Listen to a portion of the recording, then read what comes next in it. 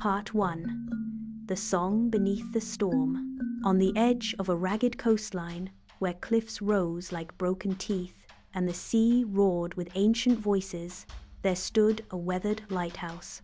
It had been there for 100 years, keeping ships safe through fog and storm. Inside lived a boy named Eli. Eli had no memory of his parents. The townspeople whispered that they had been lost to the sea, like many others who dared sail during storm season. The lighthouse keeper, Harwin, a quiet and gruff man, had taken Eli Inot out of affection. But because tending the lighthouse alone had grown too difficult, Eli did his chores in silence, sweeping the spiraled stairs, cleaning the salt from the lamp glass, and carrying driftwood up from the beach. At night, after lighting the beacon, he would sit by the highest window and stare out across the black waters, dreaming that the sea might one day give back what it had taken.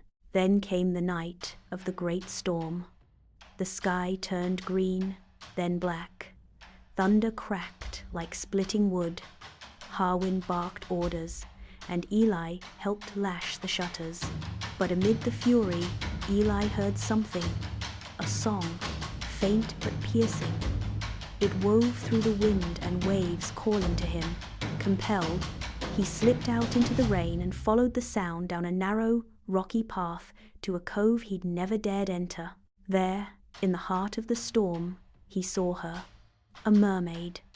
She lay tangled in a fishing net, half submerged in a pool formed by the high tide. Her long black hair clung to her face, and her tail, glimmering like starlight, was scraped and bleeding. Eli didn't speak. He simply knelt beside her and began freeing her from the coarse ropes. The wind howled around them, but the moment felt still, as though the sea itself were watching. When the last knot came loose, the mermaid stayed. Her eyes, ocean deep, met his. "You helped me," she said softly. "You were hurt," Eli replied. "Most who find me ask for something," she said. "Gold, power, wishes. You ask nothing." Eli shrugged. "I don't have much to want." A long pause followed. Then she reached out and pressed a hand to his chest. Warmth bloomed through him like sun through storm clouds. It wasn't magic like in the old stories. It was quieter, older.